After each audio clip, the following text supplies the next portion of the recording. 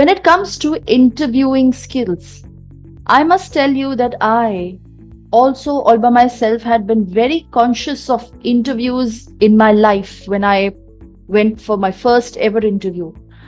But another flip side of the story was whenever I went for an interview, I never believed that that I wouldn't get the job.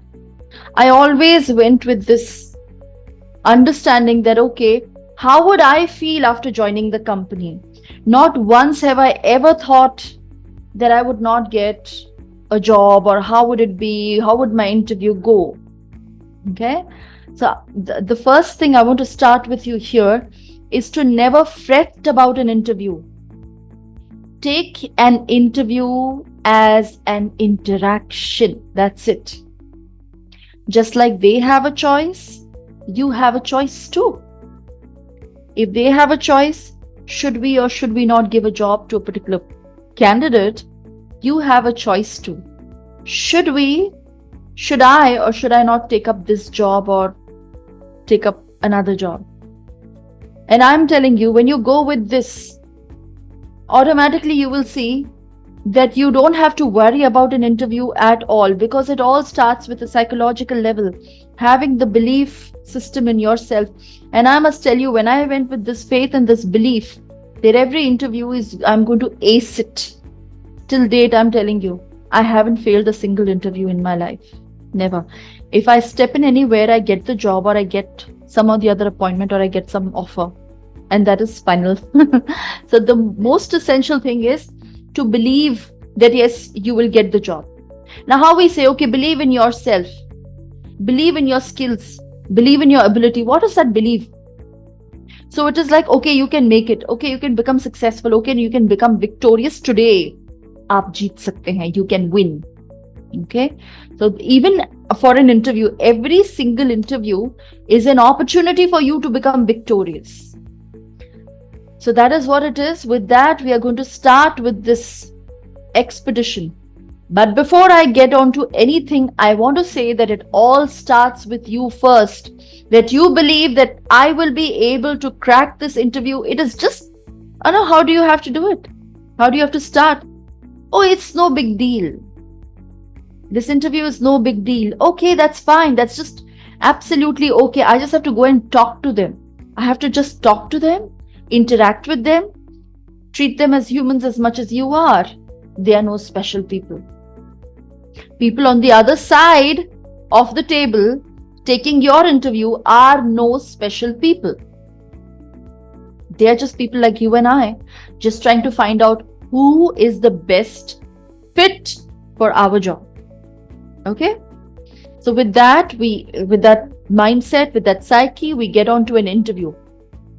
Essentially, believe in yourself, believe in your skills, believe that you can do it, and you're going to make it, and you're going to be liked by them, and they're going to get back to you. That's the thing. Okay, so we start with that. So we talk about interview skills, but before we do that, see, it's very essential for us to have a belief and a faith in ourselves, but at the same time we have to all have a little reality check that, okay, am I somebody who is aligned with what everybody else wants? So I want to ask you a very, very simple question that I think you may have been asked many times. You may have seen this sometime. Okay, now if you have these two gift boxes in front of you, okay, and anybody would ask you to choose one of them. Now, since we are in multitudes, which one would anybody like to and prefer to choose? Okay, so as I can see, if anybody would ask me, Priya, which one would you prefer to choose? I would obviously go for the more decorated box, the colorful box, because it looks good. Okay, and it's a gift box, so a gift box has to make somebody feel good, so I'm going to go win for the first one. Now if someone would ask, okay, Priya, out of these two doctors, which doctor would you like to visit? Obviously, I'm going to go for someone whom I can trust, whom I would feel that I can trust, because the person trusts himself and believes in himself. So here I'm going to go for the second picture, that doctor. Okay. Which means that it has got a lot to do with the way we package ourselves. So in an interview also, there is more of packaging of ourselves. How do we package? How do we come across? I believe myself. I know that I'm really good. I know that I can, the whole world is my oyster. I can do a lot of things. But again, for the eyes and the perception of people, if required and if given a choice, see, when you are going for an interview, you are not the only one who is going there. There are other people also. And it's going to be like a choice that is presented before the interviewer, the employer. So it's very essential for us to have a reality check. Do I or do I not fall, as per their standards of relevance and of choice? Okay. So just like this one, I may want to choose the best one for me, the best option. Again, someone can say that, oh, it could be a marketing gimmick. Okay. So to whatever it is, remember, it's all about how we package ourselves. How do we appear? Appear, I don't mean that just our physical appearance, everything. But then there was somebody by the name of Dr. Albert Mehrabian, long time ago, who had given us some statistic. He said, if you really want to know what makes somebody's communication impactful, look at this. There you go. He said the way on how we can influence other people with our communication or our general presence, it's based on this. Now the whole problem here is people feel and they lay too much of emphasis on what I'm going to say in an interview, right? So they prepare. Now when people say, okay, prepare yourself for an interview, what's the first thing that people do? Okay, I have to prepare myself for an interview, which means that I have to think about what questions will be asked to me. Tell me something about yourself. Run me through your resume. Introduce yourself. So then they think of the question and they are all the time thinking about the answer part of it. What am I going to say? What am I going to say? What am I going to say?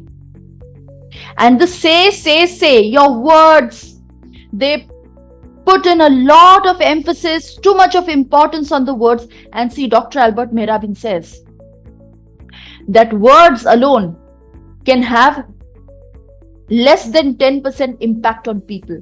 That means if you feel that there is somebody who can just talk their way through the interview, it doesn't really happen, because nowadays everybody is too cautious. Okay, so what you say can influence people. Definitely it can. Words are important. Why? Because there are boys don't say it's only words and words that all I have. Okay, it's not just words and words that all you have. There is something beyond words also. Let's look at it. Okay, I'm going to give you an example also of this in some time. Now, what you say holds 7% relevance according to this statistic that he had done long back ago in 1980s. With that sample size of the population, 38% importance or relevance or influence is given to how you speak. So what you say is less than 10%. How you say here is 38%. And how do some people in an interview speak? I can tell you, I have a lot of stories to share. I have taken too many interviews. I've been on both the sides of the panel, being interviewed also and taking interviews also, going to various colleges, being on their recruiters panel. I have done all of that. And let me tell you, this is very important. So even if you say your name, how have you uttered your name? That how is very essential. 38% messages are given. And if all that was not enough, and you're coming for a face-to-face interview with people, they will also see how you walk in through the door, how you're sitting, how do you smile, what are the expressions on your face? Are you looking too flushed because of nervousness? There is no harm in being nervous. In fact, I would say nervousness, I take it as a very positive thing, because it tells me that somebody else bothers to perform. Yes. However, too much of nervousness can overwhelm us in such a way that we may not do anything at all, and it will cloud our entire performance, when we get so nervous. But it is all written on our face. It can all be read in our body language. So body language alone takes 55%, which also includes how we dress ourselves up. That means how we appear to people. Our appearance is 55%. And what do? Normally, when we prepare ourselves for the interview, we think about what I have to say, what I have to say, what I have to say. So remember, if the what you have to say is the only thing that we are going to prepare ourselves with, our success can come, according to Dr. Albert Mehrabian, around less than 10%. Which means that you have to favorably think about other things also. Okay, let me give you an example. Now, if someone has, let's say if I'm just saying something like keep quiet, okay? Different ways on how I can say. If it's just words, I could go keep quiet, keep quiet, keep quiet, keep quiet. You see, the same keep quiet, how is it being interpreted? With my body language, if I say keep quiet, I go keep quiet, keep quiet, keep quiet. So you see, everything changes. Our dynamics change. It's not the words and words all alone. Okay. So when you're preparing for the interview, today we are going to discuss what are the things that we are going to do to prepare ourselves well. Okay. So this is a very, very important statistic. You all can just make a little mental note of it, or if you have your notepads, it will help. It will tell us what do we need to do really to bring about that good influence. Therefore, appearances are important, correct? Pay attention to it, and that's why the gift box was shown to you. Now you know why, right? So the meaning of an interview, I'm not going to read the whole thing, and I'm going to make this very simple for you. Nothing but an interaction. Okay, I'm talking, you talk. If you treat your interview and you go with a lot of heaviness in your head and a lot of other things, you get a little confused, or you are like, oh my God, I don't know what's going to happen. Nothing is going to happen. Remember one thing, there are plentiful jobs outside. And now in this era where we have so many other, content creators and YouTubers who don't want a job, so many jobs are actually available. Okay. So many jobs are actually available. We are in one of the best eras of mankind. We are in a place, all of us, where in our respective countries, we've got startup culture. People coming together, opening a small company, and they need staff. They need human capital. You will be required anywhere. There are more companies in every country than there were even 15 years ago. Okay, 20 years ago also, or 30 years ago, you see the scenario was very different. We hardly used to get jobs. Today, unemployment, I would say, is just a hoax. Everybody gets a job. The only thing is that if you have not done too well in one interview, take some understanding of what may have gone wrong and apply. We all are able to interpret. Apply your feedback to yourself. There has to be a biofeedback mechanism that we will need to install, like an application into ourselves. So what an interview is, nothing to be so scared of. There are plentiful fish in the ocean, like jobs and companies that you can go to. Okay, but the ones that we are going to are definitely, we are very serious about them. So interact with them. Okay. So now let's go to objective. Yeah, this is very important thing. So when people are interviewing, what are they actually looking at? So they are only wanting to verify the information. That if you have written something, of course, a verification can happen with your documentation, but they want you to speak. So if you say that I've contributed to 10% or let's say 2% sales growth in my company, that's a real big number, but I'm just telling you. Think about it as an example. If you say that you have been able to contribute, you and your team, to 2% of sales growth in one particular cycle. So they want to know from you how. They want to talk to you. So they want to verify that information, other additional information they want to get from you, and something about yourself, mutual understanding between you and the company, your value system, their value system. They just want to talk. So if you look at an interview with no big deal, it's okay. I will go, I will talk to them. I will interact with them, and you've already won it. Okay, 50% and more of your work is already done. Okay, so interview is nothing but it's like a screening process that people are using for job applicants. So they want to understand about your company, your background, your personality, your skills, and how would it be working with you in the future. And I'm telling you, this has been very crucial for me too, getting the right man for the job. Because if you don't, then you end up ruining their lives and yours too in a company. So it's not a good thing. That's why to find the right person is important. And this is essential for them too. I tell you what, they are looking for people. Underline. They are looking for people. So if you feel that an interview is an elimination process, it is not. It is a selection process. The most important thing is, before you go for an interview, very essential, know yourself well.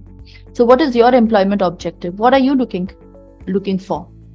So I was very, very clear about my employment with whichever employer I've been with. And I'm telling you that I've been very, very fortunate of working with really good companies and on very good projects at a certain point in time. So I began my career with IBM. And I was into call taking at that time. It used to be an international call center. I got my skills from there. My communication applied. And then I went on to different companies and I was training on communication. Then I was training on management skills to management students. And then I was training on to corporates for corporate soft skills training. So I was very, very sure of what I wanted. Okay. So similarly, you need to know, what do you want? What do you really want? And in what field do you want what? What do you want to become? What is your objective? Long-term objective. And for that, we have to start working backwards. Okay. So what does my educational background say? Now here I want to tell you that there is absolutely no hard and fast rule that your educational background that you have, you should carry or you should do something similar to that. Okay. Sometimes you can, sometimes you cannot. So for example, a doctor will become a doctor. They have already chosen the field. A lawyer may or may not become a lawyer. A doctor may do after 10 years something else and say that my inner calling was something else. I am a microbiology graduate. You see? And I have no clue why I did microbiology graduation. Right? But then after that, I have done Masters in Human Resource Development Management as my, it's more like MBA HR. And then MA Psychology. And a lot of other certifications. You see what we are doing? Whatever you have decided for yourself, you are skilling yourself up all the time. That means we need to know ourselves and our abilities and skills. What do I want to develop? What am I really good at? Okay. So firstly, before an interview, know yourself and know your employer also. So which means research. You know which company you're applying the job for? Go to the website. Go onto the website. Find out a little bit about them. They will like it. You can flaunt your information to the interviewer next day that I have seen on your website that your company is into this, whatever they are into. You can tell them about it. They will like it, because why? They would feel that somebody has gone to a length and they have done some, in Hindi what we call mehnat, hard work for us. Okay, hard work to get to know us. So for them, you are already passing. Okay, you will get around 10 marks for that in their mind. They're okay. That means somebody is intentionally wanting to do that work. This profile. So that's very important. You have to give reasons for your interest and have some questions even for the employer that we will discuss towards the end. Okay, now coming to interview preparation. Now there are different kind of interviews that we start with. So physical preparation that you need to do for yourself, situational knowledge, mental preparation, written preparation. So there are many kind of interview formats. Remember one thing, the world is still getting a little more competitive, but we have room for everybody. The only thing that is, if it is getting competitive, so should we. Okay, so what is that I need to do before I set myself for the interview? I have to dress appropriately. Remember one thing, words, what you say is going to be a very essential part for the interview. but they need to trust you with their words, with the words that you speak. Okay, like if someone would say, yes, I'm feeling very happy, I'm very, very happy today, but their expression doesn't show, instead of saying, I'm so glad to be at the interview, I'm so happy, thank you so much, this is more believable, right? So your body language and your facial expression to your words has to match also. Get plentiful rest and arrive a little early. Know the company. If you are in a college and your college is conducting some employability skill mock interview session, please participate in that, because you're doing that for yourself. Okay? And to all the master classes like this one, attend as many as you can. That will be good for you. Okay, so prepare your resume very well, because your resume is, remember one thing. Now the word resume has come here. Since we are not completely doing a resume writing, but I need to tell you one thing. A resume is not some document that can get you a job. You heard me right. A resume is not a document that can get you a job. A resume is a document that can get you a place in the interview, a seat at the interview.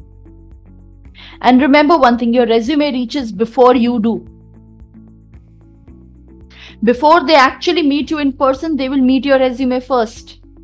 When they like your resume, they will say, okay, call the person in. Okay, fine, let's give them a call. Either they will do a Zoom call, they may do a telephonic interview, or they might call you for an interview, physical. I mean, you'll have to be physically present to whatever it is. Your resume is something that is going to get you a seat at the interview. So you have to ensure that your resume has all the relevant details that they are looking for. Okay. Now I also need to tell you a harsh bit here. A resume can be an elimination process for them. Why? Because they have so many resumes that come. Okay. It takes around average 10 to 15 seconds for a person to look at a resume and make the decision to either take it forward or just let it go. Yeah. So our resume has to be, and I'm so sure that you will be able to understand about the nuances of a resume in all by yourself, or attending some master classes like these. Okay, through someone or the other, it's very essential. Okay, now you want to prepare yourself, so think about what are the kind of things I have to check my resume or my curriculum vitae. Now, resume, curriculum vitae, and biodata, all three of them are different. How different? They really are quite different. So your curriculum vitae can be a little more descriptive. Think about what are the kind of questions, what can they ask us? And remember one thing, just a few questions that you take, around 5 to 6 questions. Okay, you write them down, which are very, very, I would say, common questions that are asked by anybody. Prepare the responses of that in bullet points. Remember one thing, whenever you're doing your preparation, never do it in full sentences. If you are writing full sentences on anything, that is, tell me something about yourself. Okay, a general introduction. That is one question, the answer for which is so simple that you can just answer it anywhere you are. Okay, under the sun, that is the easiest question, let me tell you. But for that also, a lot of students I've seen that they write full sentences. Why do you need to write full sentences? If you miss one sentence, you miss the trail of it all, and then people forget. Don't people say, I knew everything, but I went in front of the interviewer and I forgot everything. Why does that forgetting comes? Because you have put everything in a sequence. Don't put them in a sequence. Put them in points. You will remember your bullet points. Okay. And one night before the interview or about a day before the interview, use the mirror very well, judiciously. Stand in front of the mirror and talk to the mirror. Use your hand gestures.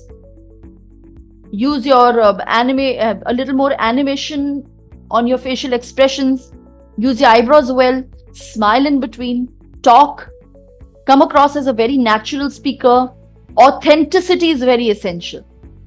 People should feel that everything that you've said is so real, that authenticity. Okay? And to build that authenticity, you have to mix and match that with your facial expressions, with your hand gestures, and things. Then research the organization. We've spoken about that.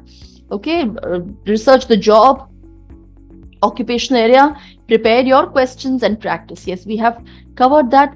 So what do you need? What is a resume like? Yes, it's a marketing tool, like something that is going to market me before I even reach.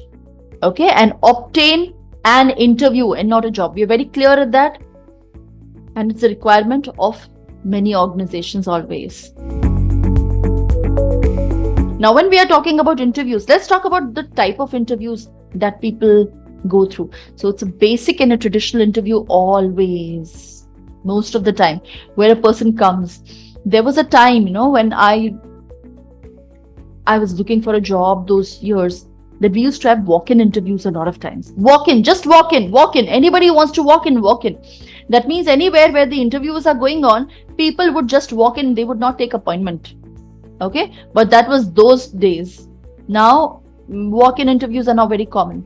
Then telephonic interviews, yes, that also people used to do to screen people on the phone whether or not their communication is at par, we can talk to them or we cannot talk to them. That kind of assessment. Okay, that's a little scary one. If you tell them interesting things about you, they will want to meet you and say, oh, it'll be really pleasure for us to have you in our office. Please come. And they will even put a red carpet for you. So remember, it's all got to do with what you're saying and how you are saying. Right? How you are saying. Hello, my name is Priya and I'm so glad to speak with you this afternoon. Okay. So how do you say? Make other people feel good. People will remember one thing. People will forget what you spoke. People will forget what you wore. People will forget a lot of things about you, but they will never forget the way you made them feel. Okay. Then we have a group interview, group discussions, like a group interview in which many people are there. So how do I prove myself in front of so many people? How do I become that diamond that they are going to pick up? Okay. And that's a real challenging one. So it's essential that I say something which is so relevant and the interviewer is going to take note of me. Okay. So let's say you're discussing something about climate change. You say something very good about climate change and something relevant. Let's say you talk about the use of ACs because they generate a lot of chlorofluorocarbons, and because of which our planet is getting hotter. You give them a little more details about that.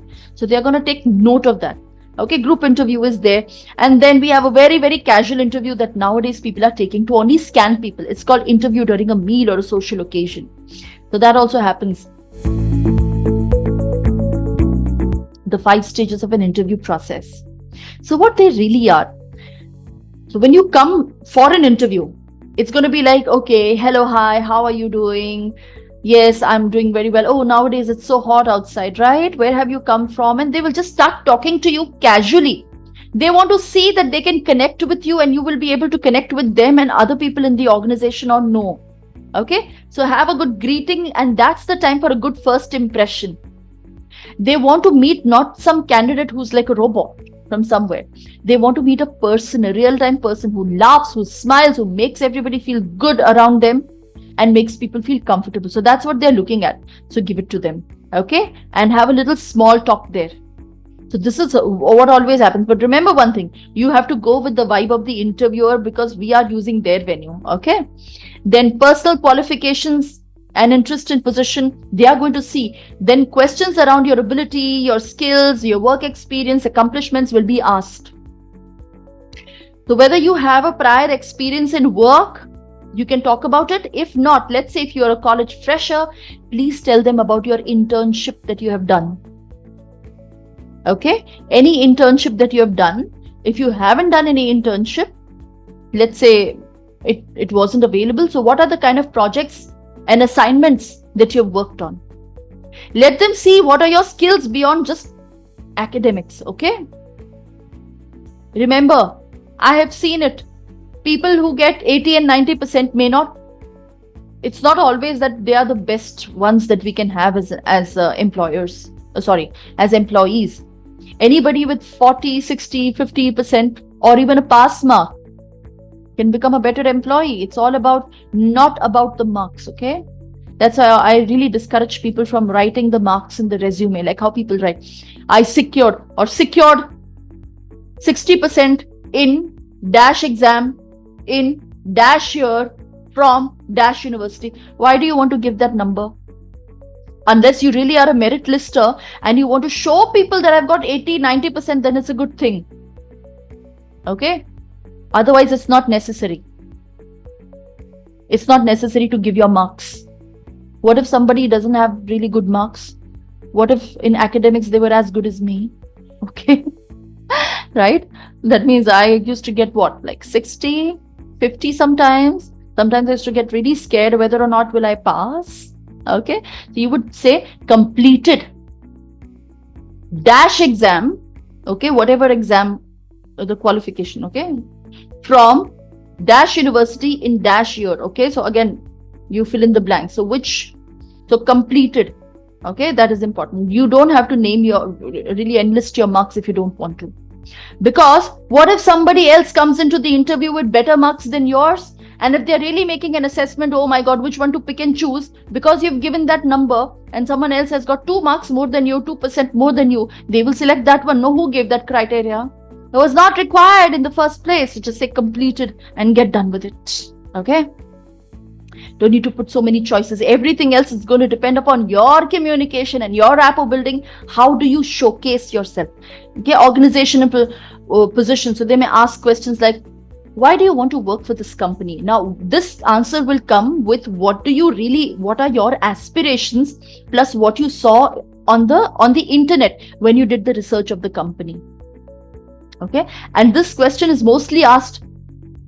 This question is asked, why do you want to work with us? In many different ways. Okay, so the same question can be put in many different forms, more like the same wine in a new bottle. So don't get scared. Always try to link things up from what do you know, what are you good at, and the research of the company. One general question regarding the company or the job. Okay, so what is your geographical preference? That's okay. That's just something that we will look at a little later. Okay. Now, other questions. What type of an on-job training do you provide? Yeah, these are the kind of questions that you can ask. It's a very, very good. Remember one thing. Towards the end of the interview, the interviewer he has already asked so many questions, and then they say, "Okay, your chance now. Your turn now." Okay. Do you have any questions for us? Don't say, no.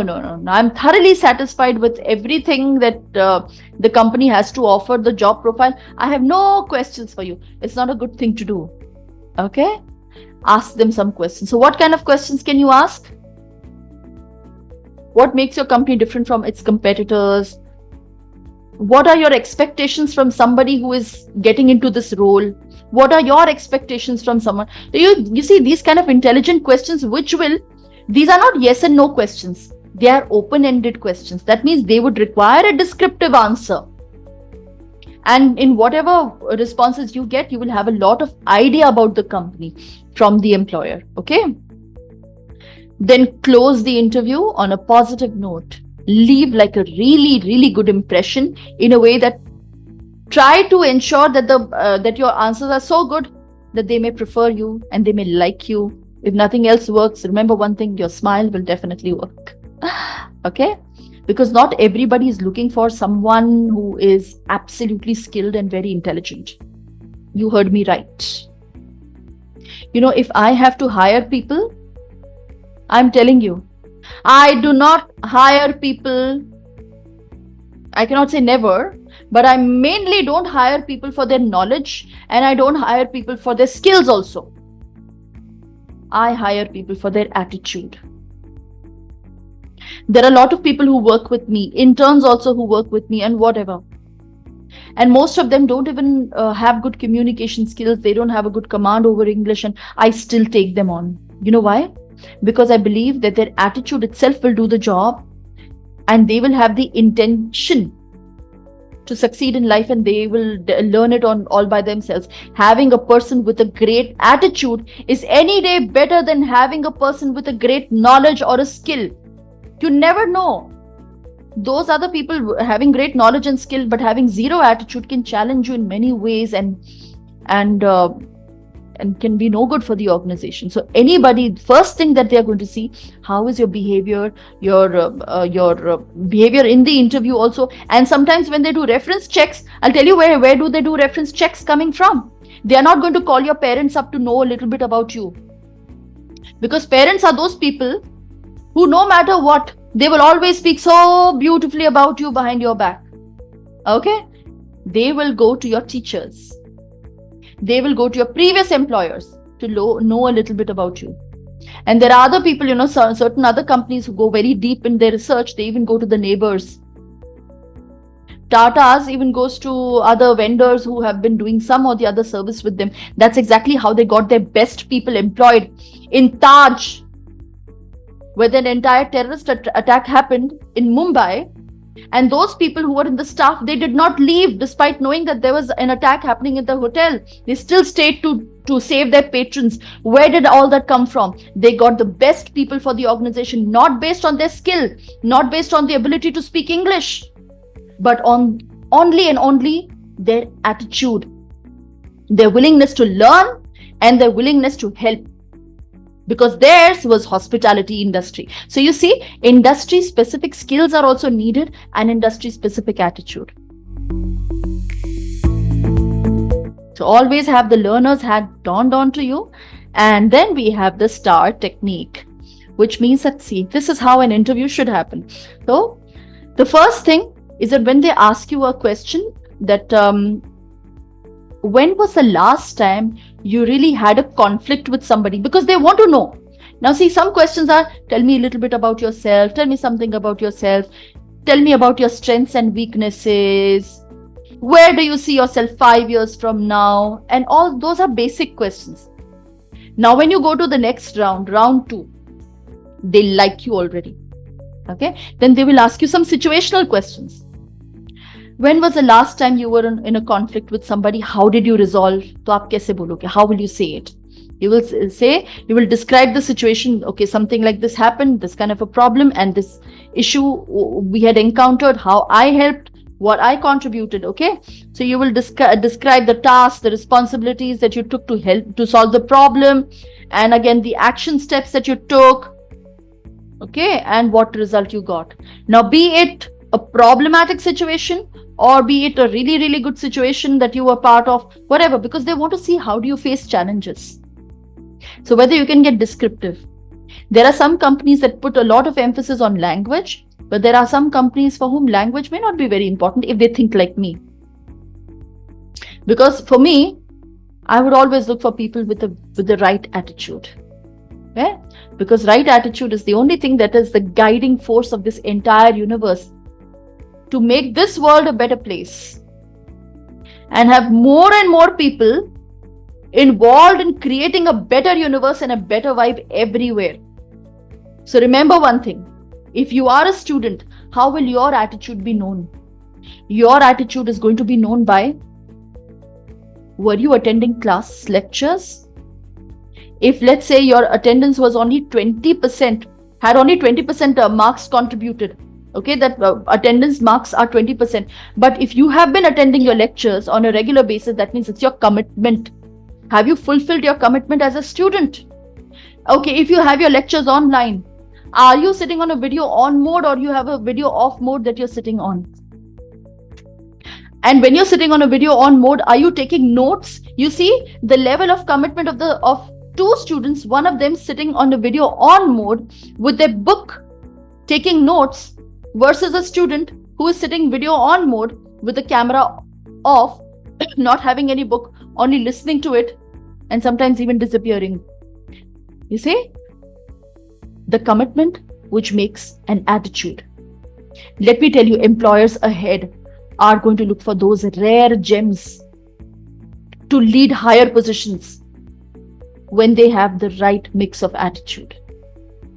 Okay? So with that, remember one thing, this is just a quick tip that I would like to give you. It's a two-way process. That means it's not about a monologue coming from them or coming from you. Okay, never give yes and no answers. Be descriptive, even if they ask you.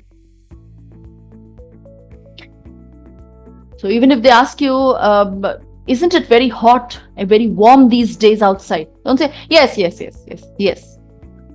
Say, yes, it is absolutely warm. I feel that this year the temperature has risen. Something or the other you have to say. That's how you will be a little more on self-expression. Listen carefully and react, and use specific examples. Remember, critical incidents that have happened in your life become very good examples. So sometimes something had happened and you were able to emerge victorious out of a situation. Okay, be it socially or at work, is a good example for you to build your context. Hmm? So be positive, take one step at a time, prepare, and remember, there are many fish in the pond. Okay, there are many fish in the ocean. In case one interview does not click, don't lose hope. Take lessons from them, from there. Think what may have gone wrong, why I may have been preferred or not preferred. I can do well the next time. What can I do to make this special? Okay, so on and so forth. Interview is all about self-psychology, a little bit of self-expression, talk, believe in yourself, and have a great attitude. I'll tell you what kind of attitude. That the interviewer would like to have coffee with you. They've connected with you so much. Create those connections with them. Okay, so that's what is very essential. I would say that preparation is the only thing that we can do whenever we are going for an interview. It's very essential that we are at a moderate level. We shouldn't be like too overconfident about it and not go prepared at all. And on the other hand, we shouldn't be too nervous about it and not preparing ourselves. So preparation, being positive, only trying to find a way that either I will get a job or I will get a lesson to get a better job. That's one thing. Be very positive and just go for it. Keep yourself, affirm. There are a lot of affirmative advices I give people because I believe in the power of the universe. So always keep affirming into yourself, saying that all of life comes to me with ease and joy and glory. Everything is going to happen to me at the right time with its ease, with its joy and its glory. So affirmations are very important. That those are self-talk messages that you need to keep putting into yourself. What are you saying to yourself every day is most important.